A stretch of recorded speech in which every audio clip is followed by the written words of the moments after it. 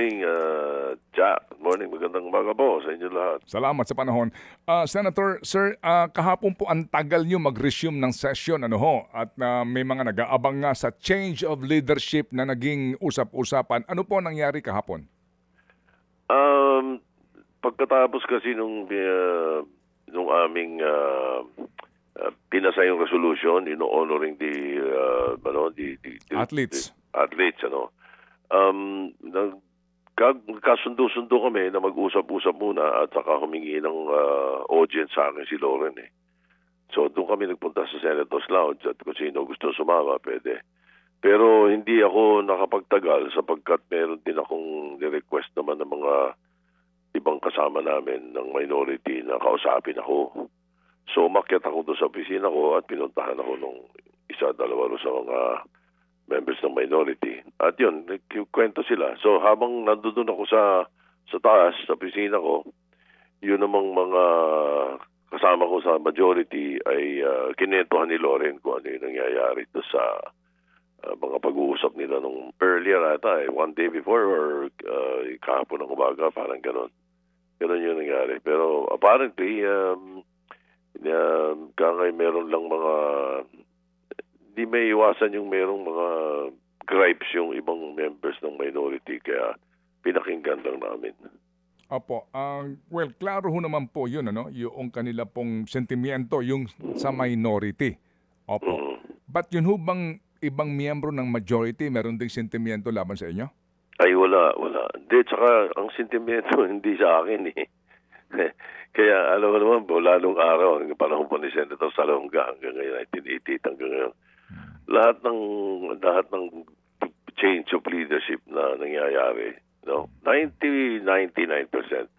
ng change of leadership na nangyayari, may problema sa Senate President.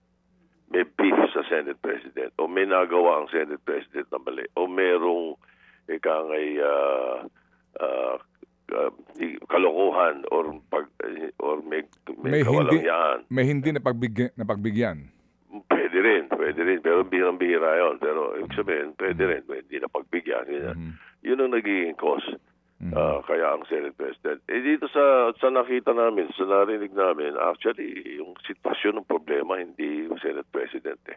Ano ba sitwasyon, sir?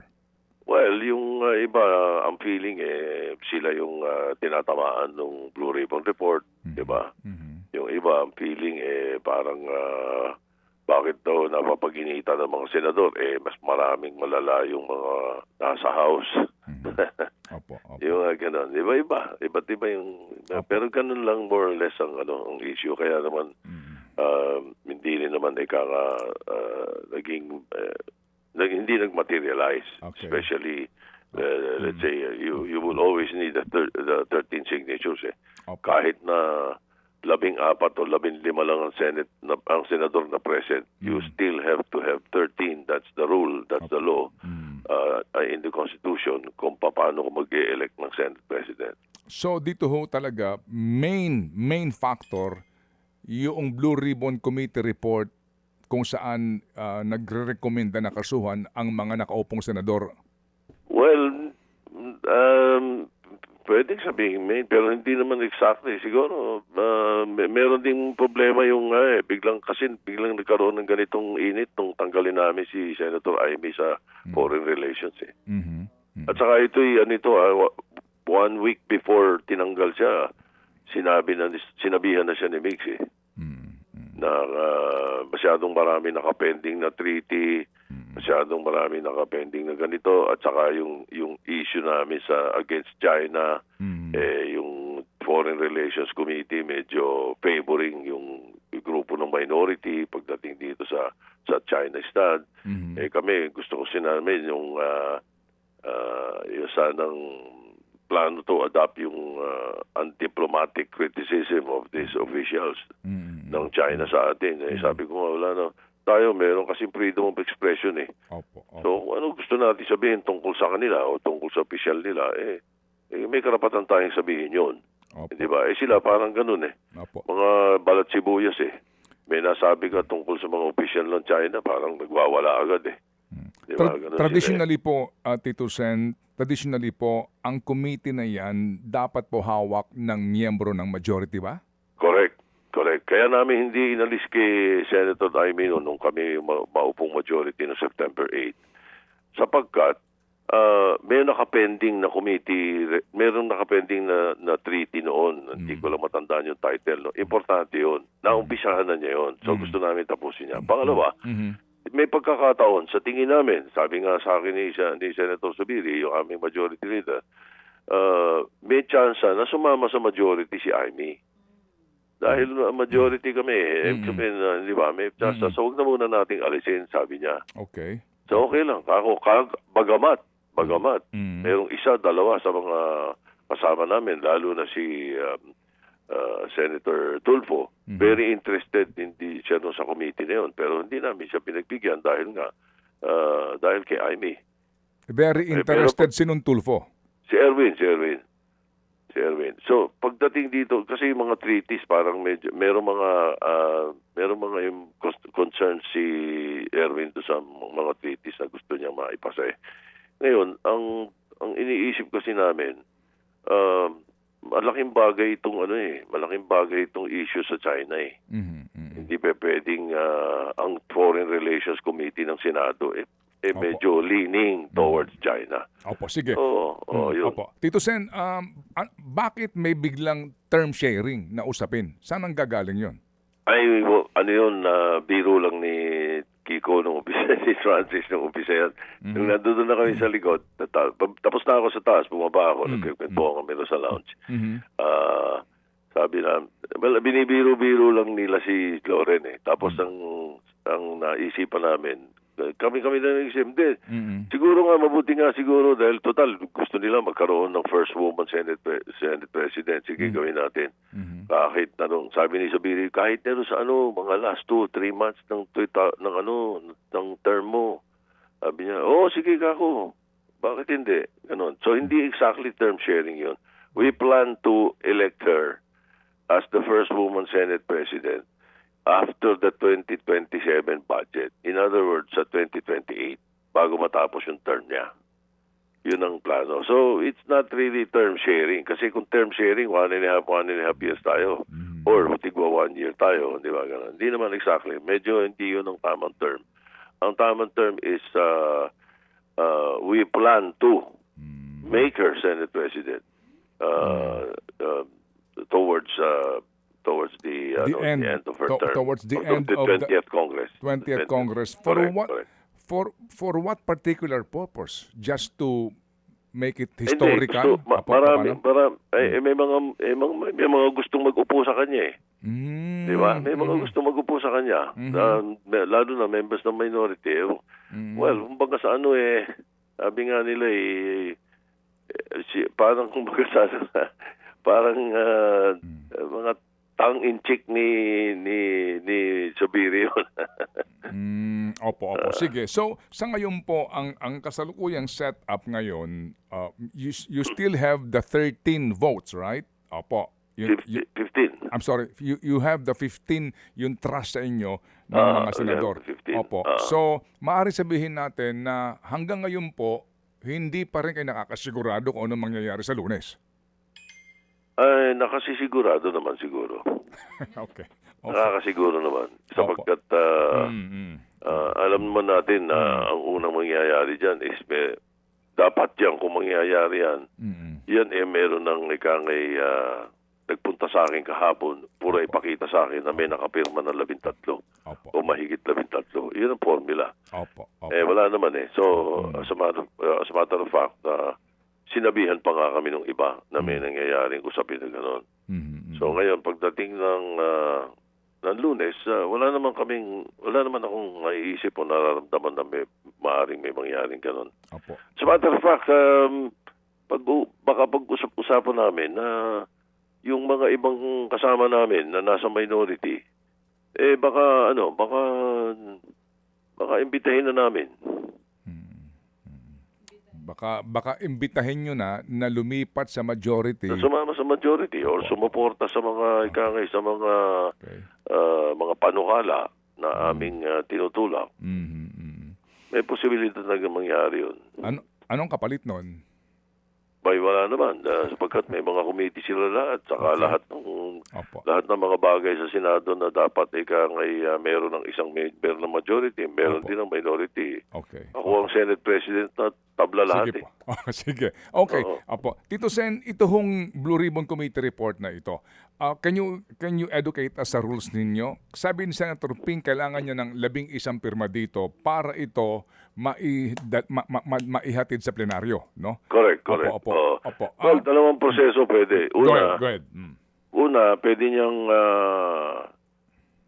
eto muna, yung kailangan ang isang committee report, kung tutuusin, dapat nagmi-meeting yung committee bago ilabas yung final Okay. draft. Mm.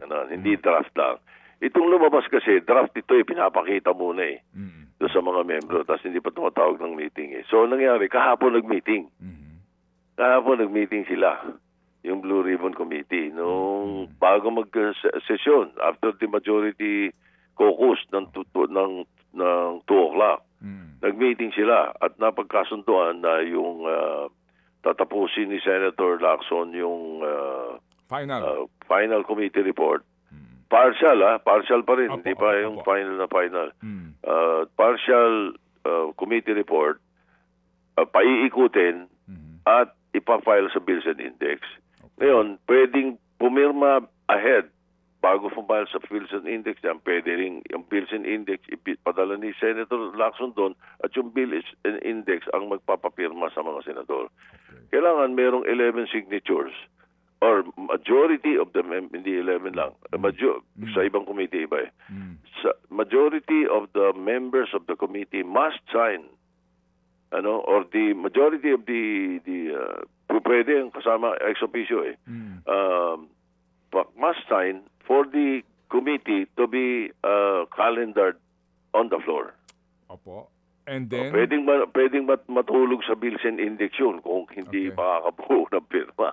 Oo. Pwede ba opo. Kayo ho ba as SP ay dapat pumirma diyan o lahat lang po ng miyembro officially po ng Blue Ribbon Committee? Not necessarily, but I can sign. They can. There are committee reports that they ask the Senate President to sign. Is your vote counted? Is your signature counted?